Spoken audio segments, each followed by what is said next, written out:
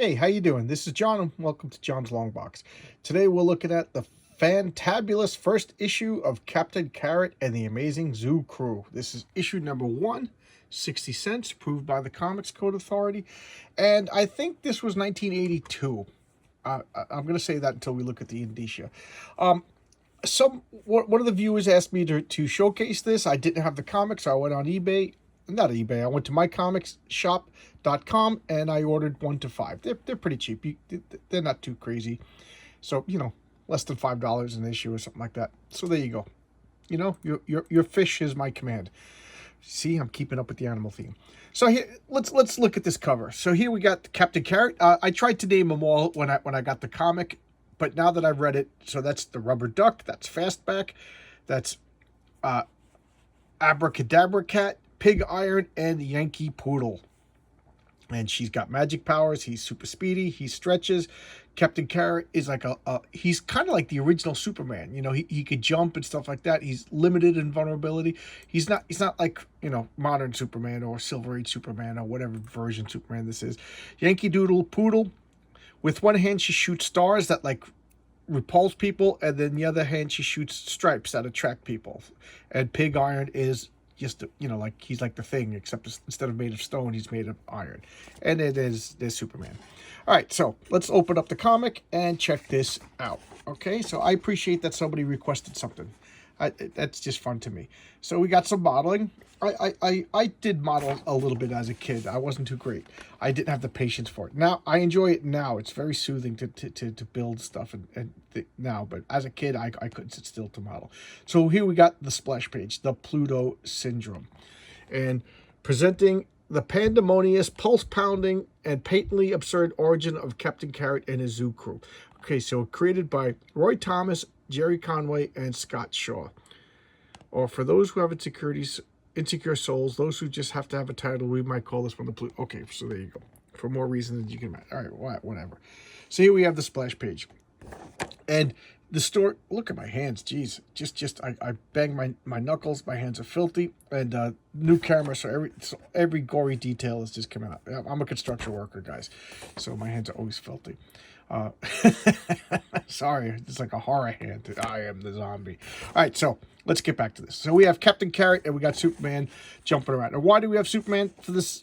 We got to sell this comic, guys. Remember, comic books are a business. A new breed of action. Roy Thomas, writer. Scott Shaw, penciler. Assisted with occasional ambushes by Bob Smith, inker. Todd Klein, letter. I know I'm probably like the only person to talk about, but I love Todd Klein's lettering. I don't know what it is. He's just one of my favorite letterers. And Carl Gafford, colorist. I don't know anything about Carl Gafford. This is probably the only time I've heard that name. And Dick Giordano, editor. With special thanks to Ross Andrew. I don't know what Ross Andrew did, but he's getting thanked for this. Straight from the pages of our special preview in Teen Titans number 16. Okay, I'll bring that up right now. My biggest problem with this comic is it's the first issue and the story's already going on, and you have to read the Teen Titans number 16 to get a continuous story. This is all disjointed. You get what's going on, but that bothers me because it's a number 1, and not everybody who reads Captain Carrot and the Zoo Crew necessarily would be into Teen Titans. And I know Teen Titans at the time was a blockbuster and everybody was collecting it, myself included. But this is blatantly aimed for the younger audience, where the Teen Titans was skewing towards an older readership. So I thought that was a mistake. First and foremost, that was a mistake. I think what they should have done was just have like an 8-page preview, because that was what they were doing in this particular year, was like previews and comics. But a self-contained story. And then when they come here, start at the beginning. But what do I know? I'm just a jerk with disgusting hands. All right, so let's look at the year. So we got March 1982. Did I say 82 or did I say 83?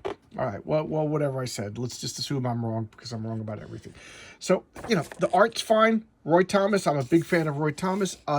Scott Shaw, I don't know anything about Scott Shaw other than this, so I can't really comment on the gentleman, other than it's good, competent superhero artwork.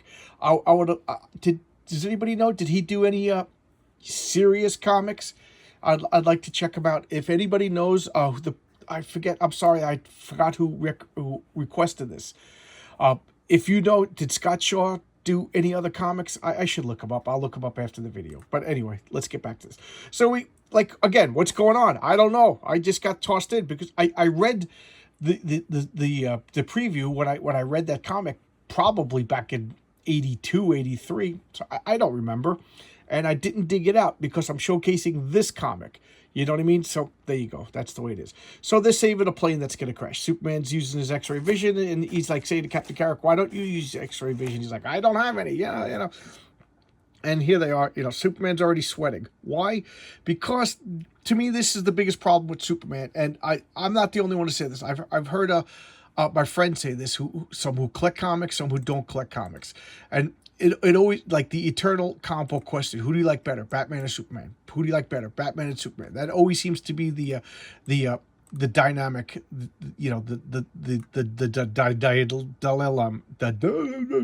dilemma, Superman or Batman. And they always say the same thing.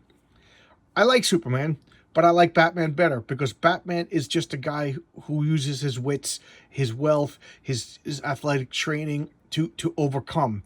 Whereas Superman is basically a god. He's got all of these powers, stuff like that. Yeah, the average person doesn't have kryptonite. Kryptonite's supposed to be a rare element. So, for all intents and purposes, Superman is indefeatable, and that doesn't make a dramatic story. And I can't really argue with that.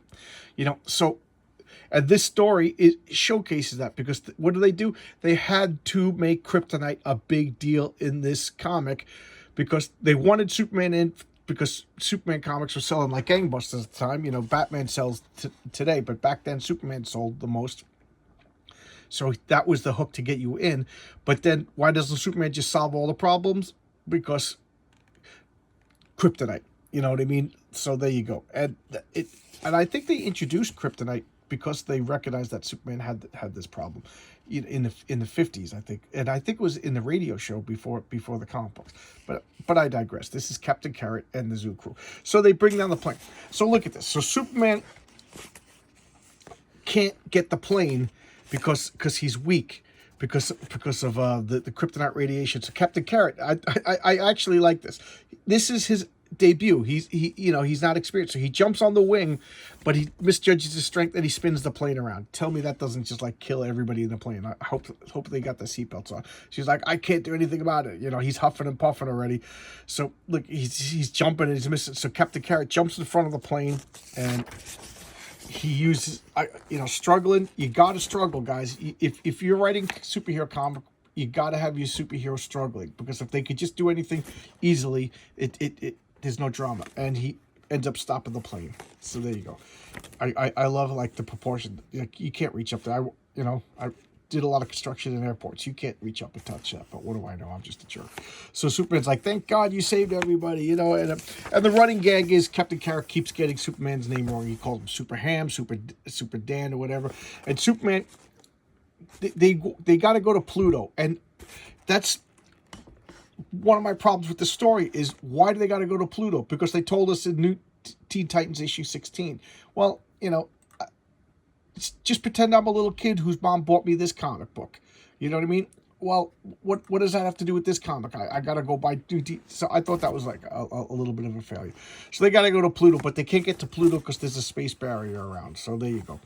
So now he's given his origin. He's talking about he's Roger Rabbit. That's right. His secret identity is Roger Rabbit. How is that? How many years was that before Who Framed Roger Rabbit?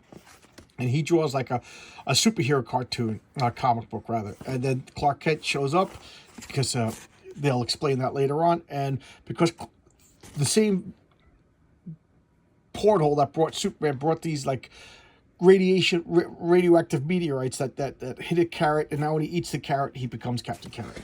And he's trying to get through the space barrier because they got to get to Pluto. And when he hits it, he bounces off, and then he gets disappeared. And he's like, he's gone. He goes, maybe he was more on the superpower but I like this. Maybe he was a bit on the more superpowered than thou side, but I've got to go after him. So he's a good guy. believe it or not, Superman and Captain Carrot didn't really get along. And I thought that was like a nice little thing. Superman was like, why don't you use your X-ray vision? Why don't you use yours? He's like, I don't have that. You know, Superman just assumed that he was a knockoff of Superman. Kind of arrogant, but, you know, and he's just like, I'm not a knockoff of you. I'm Captain Carrot. I got my own powers. So he realizes that he can't fly. And he was only brought up there by Superman, so he's falling to the earth. Now, here's another comic book trope. So Pig Iron, this is his debut. He finds him falling, and he catches him. Now, isn't that the same as hitting the ground? You're hitting this big armored monster, you know, and he should go splash. I love that in comic books. Like Colossus, somebody falls out of a building and Colossus catches you. You know what? I don't care. Colossus is still an armored behemoth. You should get destroyed if Colossus catches you. You know what I mean? Like, whatever. What do I know? I just thought that was physics is still physics. Plop. So here, nice splash page. I do like the art, and I do like all ages comics. I said that before. I'll talk about all ages comics at the end of this.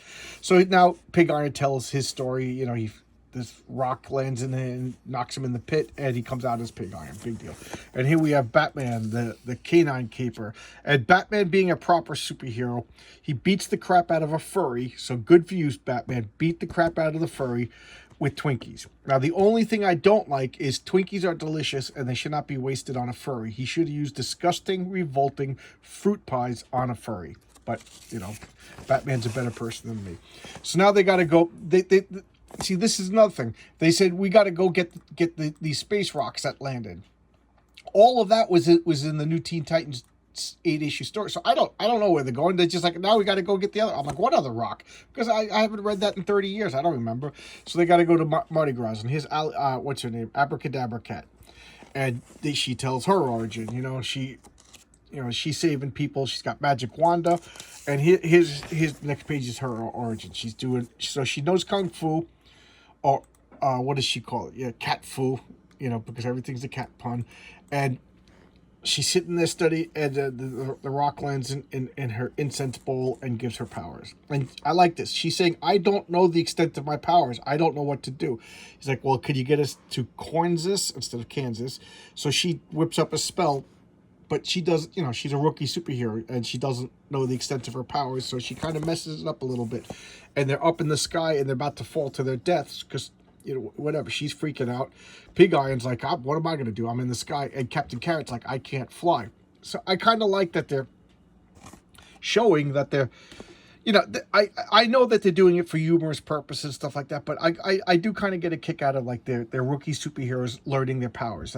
To me, that's like a nice character development way to go. Just show you, you know, all of a sudden you could fly. Like, that's why the Greatest American Hero, if you ever saw that show, he got the spacesuit with all these vast powers, but he didn't get the instructions, so he was learning how to do it on the fly, and I thought that was pretty clever. So here we got Fastback. He comes running, and he's like, maybe I could save them, and he's figuring out that he can make a tornado, and, you know, they all fall, and of course Pig Iron lands on Fastback, but he's got a nice hard shell, so and now he tells his story.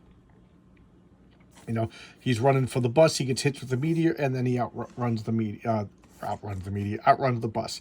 It's like, oh, that's cool, you know. And now they got to go to Hollywood to find the last two pieces of meat. Two rocks landed in one spot. So they go to Hollywood, and zap, she's getting better with her spells already. And here they find the rubber duck, who's Bird Reynolds, and Yankee Doodle Poodle, who's what's her name? She's a goof on that gossip columnist. Rona Barkett instead of Rona Barrett. And she's like, yeah, you know, I'm not a gossip column, I'm a celebrity interview. So they were together when one rock hit her right in the forehead and bounced into the hot tub, and he turned into Rubber Duck, and she's got the Yankee Doodle Poodle powers. So there you go. You know, I kind of makes sense, you know, not everybody's hanging out alone, you know, not everybody's alone or sitting in their basement with filthy hands, drinking way too much coffee and reading comic books. Some people actually have friends. I wish I had a friend. Anyway, let's go back to comics. So, the team is all assembled, and that's the zoo crew. Everybody's together, and they're going to go and fight crime. So she does a spell, and brings them all to the space barrier. They hit the space barrier and they get transported to Pluto because reasons, and now they're on Pluto. Note that they don't need to breathe. I guess this is another dimension. This is Earth C. And they find Superman chained with kryptonite because we got to show him in the comic, but we can't have Superman solve the problems. And that's smart. If the name of the comic is Captain Carrot and the Zoo Crew, the Captain Carrot and the Zoo Crew got to be cool. They got to be the heroes. If the comic book is called Superman, Superman's got to do something cool. So they're having him to sell the comic, but he's not the he's not the guy who saves the day. And here is the reason why I love this comic. I love Starro, and they kind of imply that this is the first time that Starro's been around since the Brave and the Bold 28, the first appearance of the Justice League. So anybody know that? Can anybody confirm? Is this like the second appearance of Starro? I love Starro the Conqueror. I talked about him in the JLA comic. There's something about, of course, this is a goofy, silly version of Starro, but I love this concept of this flying starfish from outer space that can control your minds and it reads. I just think it is a great, great villain. So Starro, because of Starro, the Justice League formed. They beat it, but part of it got transported to another dimension, and because it's a starfish, it regrew in Captain Carrot's dimension, and it's attacking everybody. But its powers are different. It's de-evolving everybody. So if Captain Carrot's a rabbit, so if Starro gets you, you turn into like a mundane rabbit. If Starro was to get Yankee Doodle Poodle, she'll turn into a mundane poodle. And here's Captain's like, I fought Starro before, and there's no chance you could beat him when I couldn't, Captain Carrot. Superman, you're just being a jerk. What is this? Kryptonite also makes you a jerk, or when you get into Earth C, you turn into a jerk. Superman, I love, would never talk like that. So he's talking about when Starro's when he transported through the universe, he created a portal through time and space and brought me through there, and the rocks came, and the proximity to all this caused your origins. Who cares? It's silly. Whatever. And now Starro's like, all right, yeah, it doesn't matter. Your planet's doomed, okay? And he starts blasting them all, and Starro's monologuing, and she's blasting, she's repulsing, she's blasting. Pig Iron comes up, and the Starro zorches the floor, Starro rather, and so now what do they got to do? They got to do teamwork. So Fastbacks is distracted at the stretching guy, and they all just attack. I love this panel. So here we are. It's definitely an homage to the Justice League. They're all just fighting. So they each take out one of the limbs, and Captain Carrot punches it in the eye, which when I was a little kid, I thought it was Captain America's shield.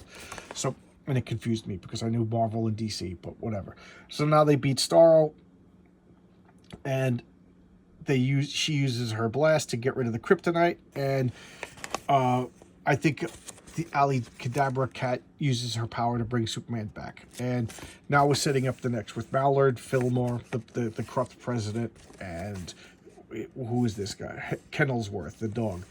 What's going on? So Acrostic is going to be the name of the criminal organization that's like bribing the president and stuff like that, or blackmailing the president. So I didn't read issue 2 yet. And here we have a candygram from Captain Carrot.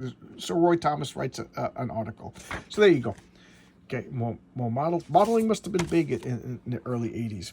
The ads show a lot of modeling stuff, model cars and everything like that. So anyway, there you go.